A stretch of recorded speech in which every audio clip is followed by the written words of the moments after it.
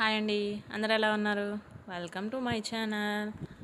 ఈ వీడియో వచ్చేసేటప్పటికి పెద్దకళ్ళేపల్లి శివాలయము ఆ పక్కనే రేవు ఉందండి, అదైతే తీస్తున్నాము. ఇది స్టార్టింగ్ అన్నమాట. రేవుకి ఎంట్రన్స్లో ఇది లోపలికి వెళ్తే ఒక ఒక కొంచెం ఎక్కువ కూడా కాదని 2 అడుగులు వేస్తే కనుక ఇట్లా శివుడిది చాలా పెద్ద విగ్రహం అండి. ఆల్మోస్ట్ ఒక 10 to 15 ఫీట్స్ 10 ఫీట్స్ ఉంటుందేమో. శివుడిది బయటే ఉంది, ఇలా మర్రి చెట్టు కింద అన్నమాట. ఇలా పూజ చేసుకునే వాళ్ళు బయట బయట మొన్న కార్తీక మాసంలో బాగా చేశారు. ఇది లోపల శివాలయం అండి. తాళం వేసిందని చెప్పి మేము లోపలికి వెళ్ళలేకపోయాము. బయట నందీశ్వరుడు, అది ధ్వజస్తంభం కూడా అట్లా పక్కకే అట్లా అదిగోండి. ఇది రేవు అన్నమాట. చాలా బాగుంది. ఇది వెళ్ళి కృష్ణంలో కలుస్తుంది. అంటే కృష్ణమ్మ నుంచి కృష్ణానది నుంచి ఈ రేవుని ఏమంటారు? ఇది పెద్ద కళ్ళేపల్లి రేవు అంటే చాలా ప్రమాదకరమైన ఈ స్తంభాలు దాటి వెళ్ళకూడదండి. ఈ స్తంభాలు దాటి వెళ్తే చాలా ప్రమాదకరం.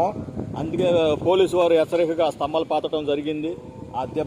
ఈ దెబ్బను దీని మధ్యలో ఉన్నది కూడా చాలా ప్రమాదకరమైంది. ఈ పాయ కూడా చాలా ప్రమాదకరమైంది. కాబట్టి ఇక్కడికి వచ్చిన వాళ్ళంతా జాగ్రత్త స్నానాలు చేయాలి. ఈ పెద్ద కళ్ళేపల్లి రేవు ఇది కృష్ణమ్మ తల్లి ఇలా వెళ్ళి సముద్రంలో కలిసిద్దండి.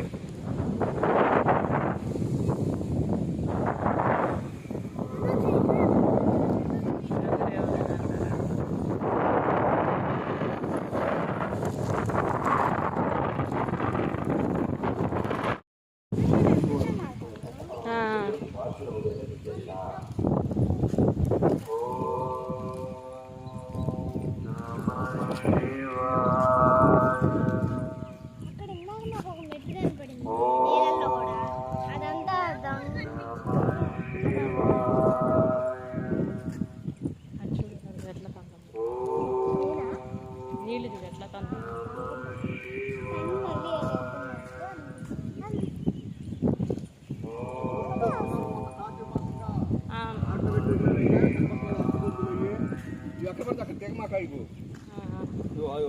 కట్పురం ఉంది, అగ్గి పెట్టేది కానీ ఎదిగిచ్చేసి లేకపోతే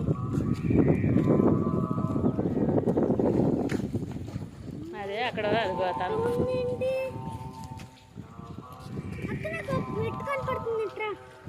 నన్ను చూపించాను.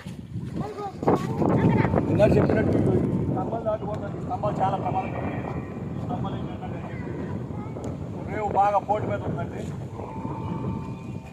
బొమ్మ చూడండి, ఏదో బొమ్మ వచ్చి అక్కడ పట్టిందండి.